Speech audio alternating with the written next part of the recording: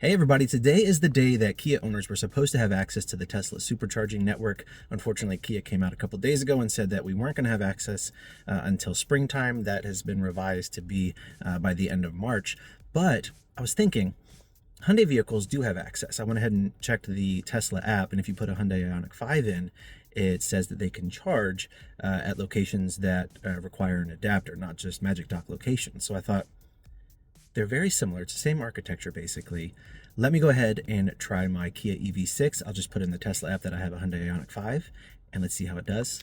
I'm at a Tesla V3 supercharger right now, so let's try it out.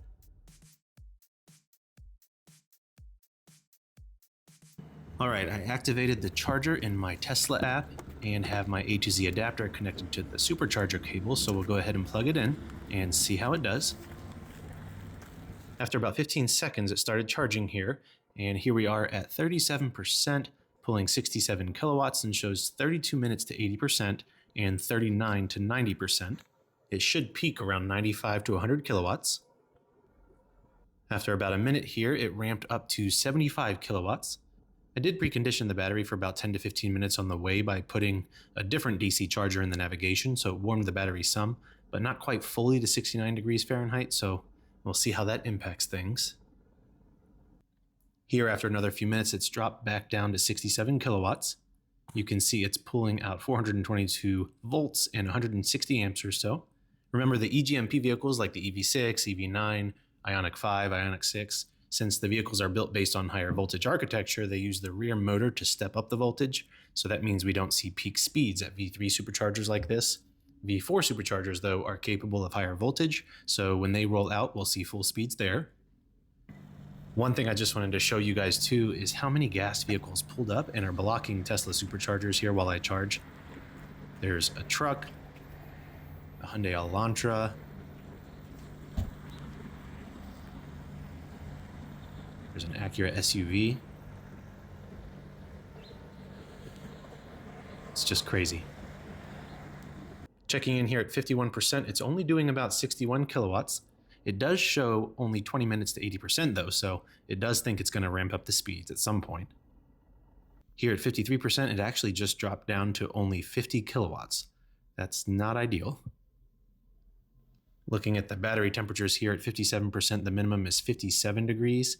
Now, while that's not 69 degrees, it should be warm enough to charge faster than 50 kilowatts or so it's very interesting. All right, here at 58%, it just ramped up to 97 kilowatts, which is the peak that I'd expect on a supercharger, so that's good. Here you can see it's ramped up to 230 amps, and it's going strong. I'll show you here too, you can monitor it in the app as well, and the data is pretty real time, so that's good. Now I'll watch it here at 80% to see if it slows down before ramping back up, like it typically does on other DC chargers.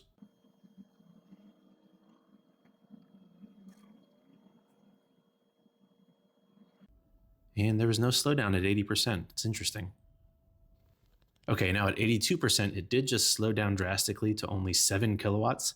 So we'll see how long that lasts.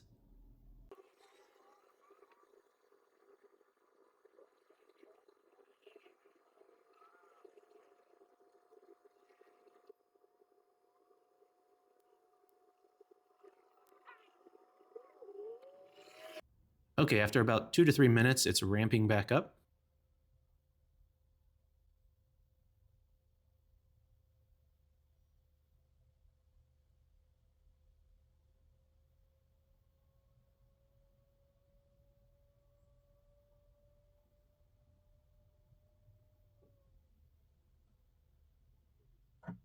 And when it got to around the 230 amp peak, it just stopped charging completely. I got a notification in my app that charging was complete, and Tesla gave a notification that there was a issue charging. Very weird. All right, well, after I unplugged and put the Tesla cable back, the charging session details were available, and in 38 minutes, it charged 43.5 kilowatt hours, which at 51 cents per kilowatt hour comes to $22.21. It's not the speediest session in the world, but it's not horrible. All right, so I'm back home now, and my thoughts on the charging. It went decently well. Once it started the charge, it charged up good. The battery preconditioning for the EV6, even though I preconditioned for 10-15 minutes, it still didn't warm the battery fully because it wants to get to 69 degrees Fahrenheit. It wasn't all the way there. I think that's why it didn't ramp up as fast as it did initially, but it did eventually get to the 97 kilowatts, which is what I was expecting. So that's good. 97 kilowatts, while it's not the fastest in the world, 97 kilowatts is decent and allows you to get a pretty good charge from a Tesla supercharger. The fact that once it slowed down after 80% and then started to ramp back up, it then had an error, that's interesting. I think that could be potentially one of the things that Kia is addressing with software updates. I did see an update come through for the EV9 where there were issues where it was stopping the charge, and that could be what that is with my EV6. So I'll have to see if a software update comes through there to fix that. But overall, it went well. It was smooth, wasn't very fast, but it also wasn't the slowest. I've charged at 50 kilowatt charging stations before, and slower. So charging up to 97 kilowatts and being at 97 kilowatts all the way up to 80% or higher is pretty solid. So that's not bad. But yeah, I'm excited. I'm glad it was able to work. I'm glad I was able to test this out for you guys and show you that Kias can in fact charge at Tesla supercharging stations. But let me know what you guys think. Let me know your thoughts on the whole process and charging at Tesla superchargers. And if you liked the video, be sure to hit that like button. Don't forget to subscribe, and I'll see you guys in the next video.